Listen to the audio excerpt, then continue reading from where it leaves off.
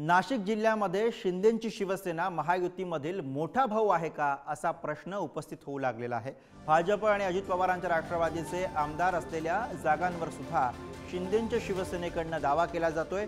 नाशिक मध्य, नाशिक पश्चिम या भाजपच्या, तर देवळाली आणि दिंडोरीमध्ये अजित पवारांच्या राष्ट्रवादीचे विद्यमान आमदार आहेत। मालेगाव बाह्य, त्याचबरोबर नांदगाव, देवळाली, दिंडोरी, इगतपुरी, नाशिक मध्य आणि नाशिक पश्चिम या जागांवरही दावा करण्यात आलेला आहे। जागा वाटपाआधीच महायुतीमध्ये जास्तीत जास्त जागा मिळवण्यासाठी रस्सीखेच सुरू असल्याचे चित्र दिसतंय।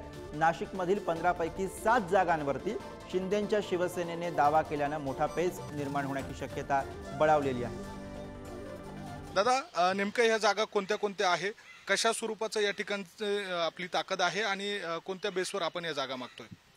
मुळात इगतपुरी असेल, दिंडोरी असेल, देवळाली असेल, हे मतदारसंघ हे परंपरागत हे शिवसेनेचे बालेकिल्ले होते। या ठिकाणी शिवसेनेचे आमदार 5-5 टर्म राहिलेले आहेत आणि त्यामुळे ह्या जागा आम्हाला मिळाल्याच पाहिजे।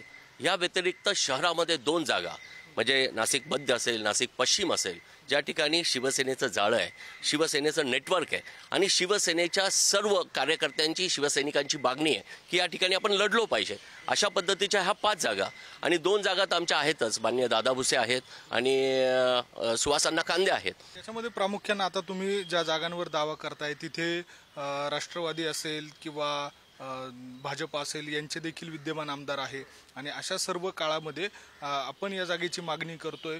याच्यामध्ये पेच निर्माण होऊ शकतो। या सगळ्या दृष्टीने वरिष्ठ पातळीवर आपण काही सुचवलंय का किंवा काय होणं अपेक्षित आहे एक पदाधिकारी म्हणून?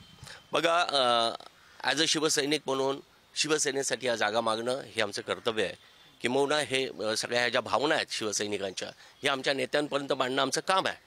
परंतु याही पलीकडे महायुती म्हणून जो कोणी उमेदवार असेल त्याला सपोर्ट करणं हेही आमचं काम आहे। मला असं वाटतं पेच निर्माण न करता, यावेळेस पक्षाचा आग्रह न धरता जो उमेदवार निवडून येऊ शकतो, ज्याच्या बाजूने जनतेचा कल आहे, ज्यांचा कनेक्ट आहे, अशा उमेदवाराला संधी मिळाली तर निश्चितपणे महायुतीची सत्ता ही महाराष्ट्रात येईल।